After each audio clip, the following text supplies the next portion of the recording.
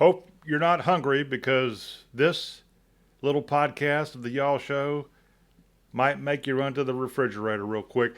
It's John. Good to have you back here. And we've got a little obsession going on in this country and, frankly, around the world. And I give Colonel Sanders in the South a lot of credit. I think we kind of created this infatuation with fried chicken. I mean, it's on our mind. Look at that lady. She's just loving it. If you're watching this on our Y'all Show podcast on YouTube or at y'all.com, not only do you think about chicken, when you see pictures like this, look at this picture fried chicken, right? No, no, no, no, no. Actually, look what that says there. I must admit, I saw fried chicken instead of puppies. Those are beautiful little puppies, but it looks like chicken tenders. I mean, it's on our mind. We can't help it. We love our fried chicken. Our kids they've come obsessed with fried chicken. I mean, Chick-fil-A and McDonald's wouldn't be able to make it without all the kids addicted to their 7 herbs of spices and whatever else they've got in there.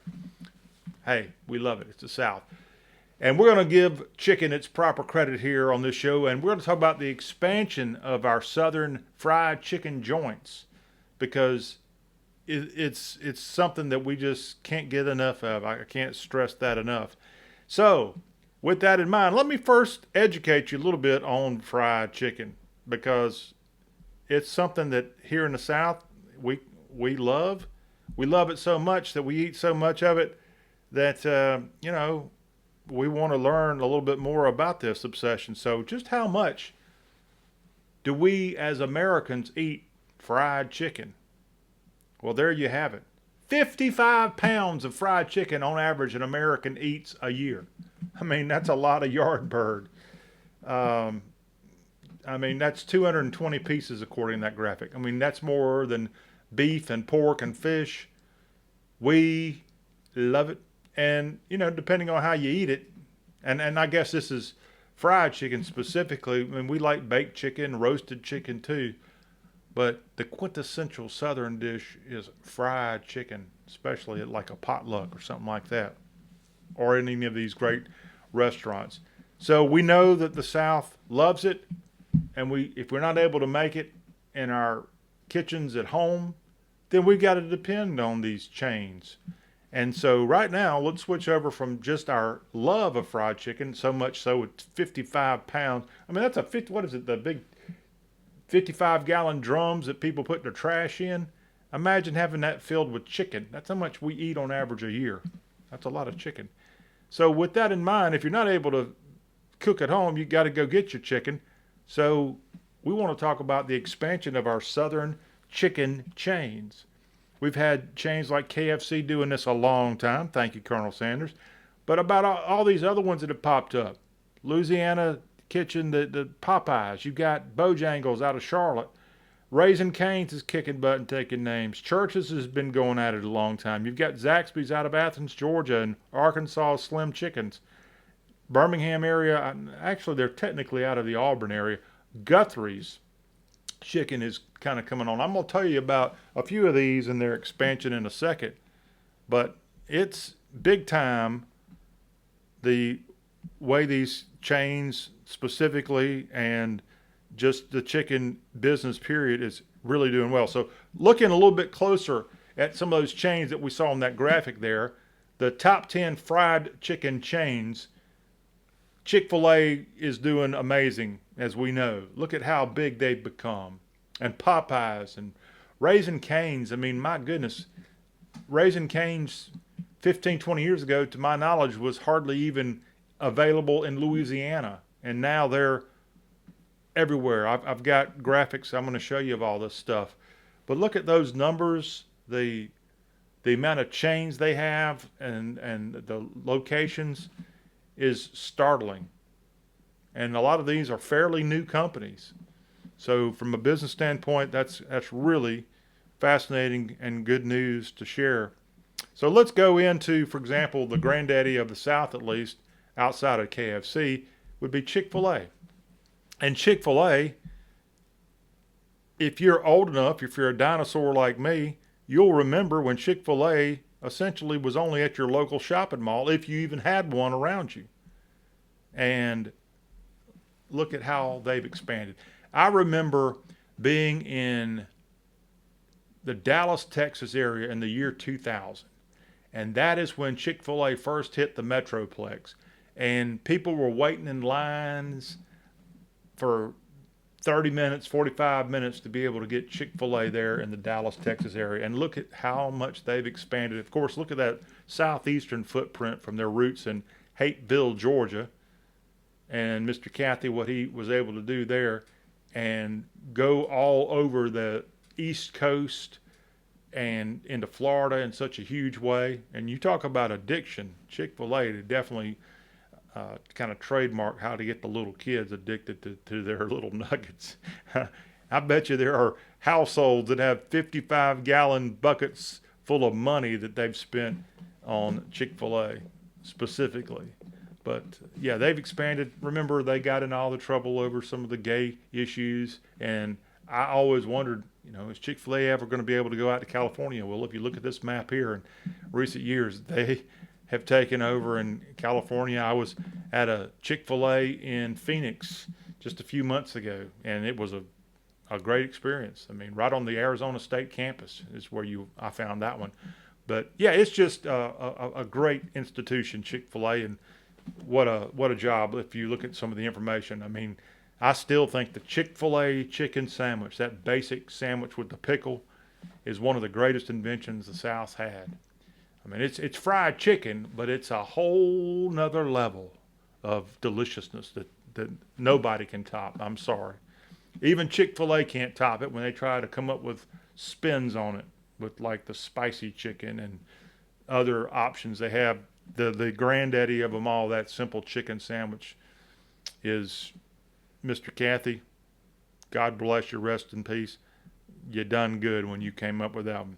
So that's Chick-fil-A. Now let's move over to the Charlotte area where Bojangles has been making chicken and biscuits for a long time. And this is what Bojangles has done. Of course, they're not quite nationwide, but if you live in states like Tennessee or now in Mississippi and Alabama in recent years, you've seen this 704 base business, that would be the area code for the Queen City, push westward.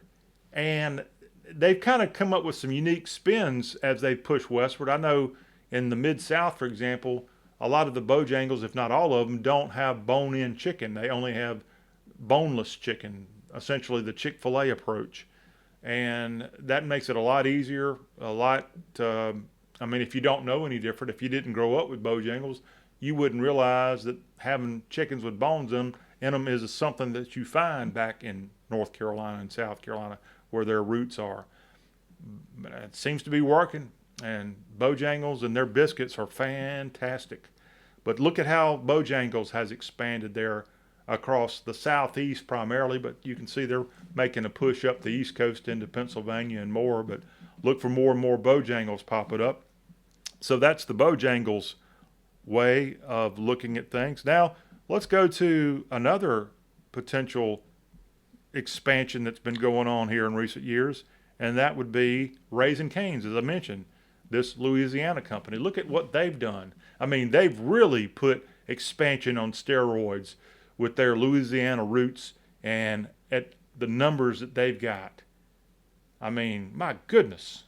I mean, they're really pushing big out west. Now, one thing Raising Cane's did early on in their expansion is they started teaming up with a lot of college campuses, and they offered Raising Cane's as sort of like part of the school choice plan with some of these institutions. So that really boosted up their numbers. But you see a lot of Raising Cane's locations now, and the kids love it. They love that cane sauce. They really love it. And this isn't a feature per se on tea, but Raising Cane's has some great sweet tea, in case you're wondering. Bojangles, by the way, should have mentioned, a lot of their places have Cheerwine, which is pretty neat.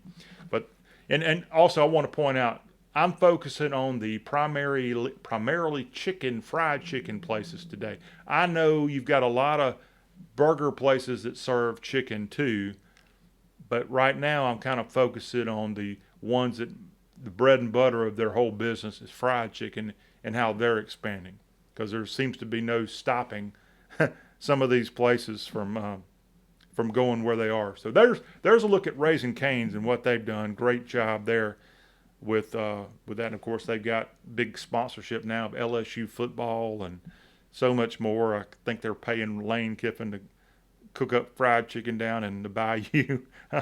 Just hey, if you got it, good for them.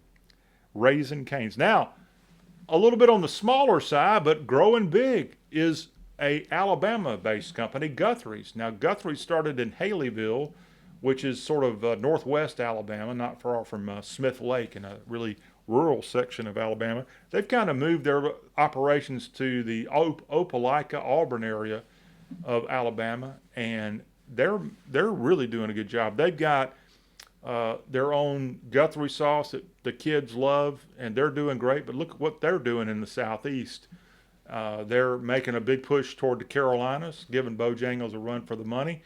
They've got some great French fries and fantastic tea there at Guthrie's. It seems like fried chicken and tea go together quite well. But that's a look at what this, a little bit smaller company, but look out for them. Guthrie's doing well. So again, we wanted to kind of give everybody here with this report a look at kind of what we are with our fried chicken expansion with all these companies. And Slim Chickens, as I mentioned, they're out of Arkansas. They've got a really cool sort of fried chicken slash blues spin that they've got going on. Zaxby's has done well for a long time out of Athens, Georgia.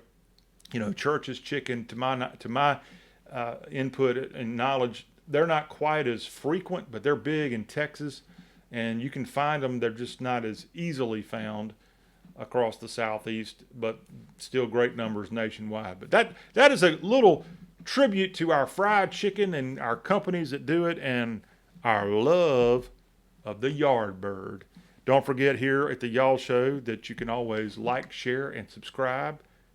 And when you're in there eating your fried chicken, check out Y'all at YouTube, our Y'all Show channel, and y'all.com. And keep them coming, y'all. I'll take some chicken right now. I don't even need any kind of dipping sauce, and I bet you're probably the same way. But I do need my sweet tea. Thanks for tuning in.